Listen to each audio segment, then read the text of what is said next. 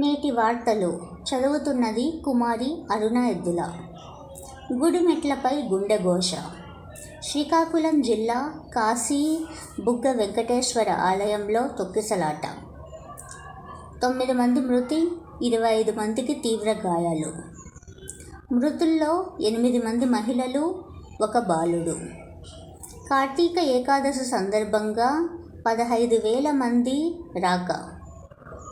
వెళ్ళడానికి తిరిగి రావడానికి ఒకటే దారి కావడంతో ప్రమాదం.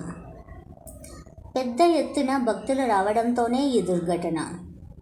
మృతుల కుటుంబాలకు కేంద్ర రాష్ట్ర ప్రభుత్వాలు కలిసి 17 లక్షల చొప్పున ఆర్థిక సాయం. తీవ్రంగా గాయపడిన ఒక్కొక్కరికి 3.5 లక్షలు. ప్రైవేటు ఆలయాలపై నిరంతర పర్యవేక్షణ. తొక్కిసలాట ప్రాంతాన్ని పరిశీలించిన మంత్రి నారా లోకేష్.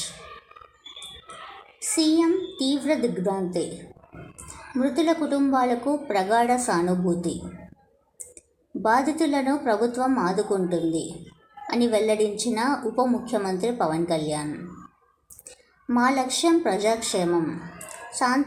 సాంకేతికత, సుపరిపాలనతో మొందాను సమర్థవంతంగా ఎదుర్కొన్నాం. వైకాపా ఓ ఫేక్ పార్టీ. సత్యసాయి జిల్లా పెద్దన్నవారిపల్లెలో సీఎం చంద్రబాబు నాయుడు. గెలుపు దూరంలో కలల కప్పు. మహిళల వన్డే ప్రపంచ కప్ ఫైనల్ నేడు. దక్షిణాఫ్రికాతో భారత్ ఢీ. పోలవరం నిర్వాసితులకు 1000 కోట్లు లబ్ధిదారులకు పంపిణీ. 2027 డిసెంబర్ నాటికి ప్రాజెక్టును పూర్తి చేస్తామన్న మంత్రి నిమ్మల.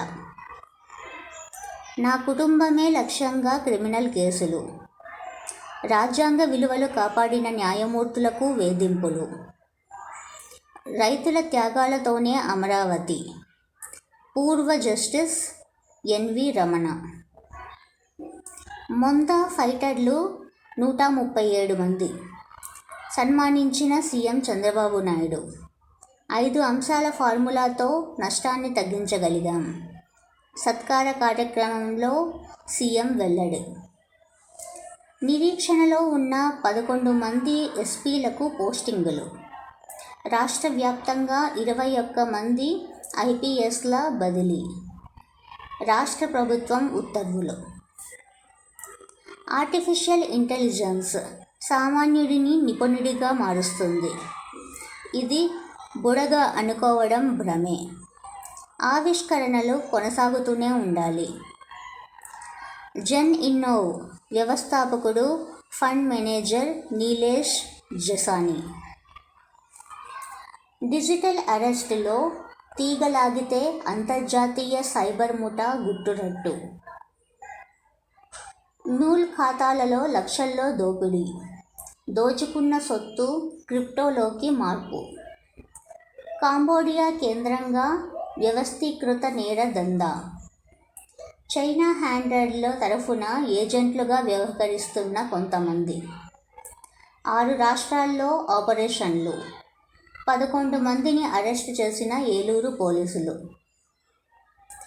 న్యాయాధికారులకు మధ్యవర్తిత్వంపై కార్యశాల.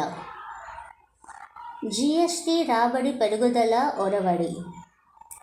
ఏప్రిల్ నుండి అక్టోబర్ వరకు పైకి. బ్రిటిష్ మ్యూజియం నుండి అమరావతి కళాఖండాలు తెప్పించే ప్రయత్నం. నకిలీ మద్యం కేసుల దర్యాప్తును సిబిఐకి అప్పగించండి. ఆటోమోటివ్, ఈవీ రంగాల్లో ఉపాధి అవకాశాలు మెండు అని ప్రసంగించిన సిఐఐ పూర్వ చైర్మన్ ఆర్కే ప్రసాద్. మొందా ఫైటర్లు 137 మంది సన్మానించిన సీఎం చంద్రబాబు నాయుడు. త్వరలో రాష్ట్రమంతటా మైకులతో హెచ్చరిక వ్యవస్థ. సత్కార కార్యక్రమంలో సీఎం వెల్లడి.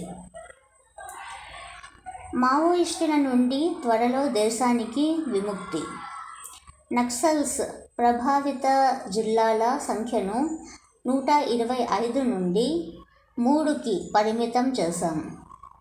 ఛత్తీస్గఢ్ నూతన శాసనసభ భవనాన్ని ప్రారంభిస్తూ ప్రధానమంత్రి నరేంద్ర మోడీ వ్యాఖ్యలు.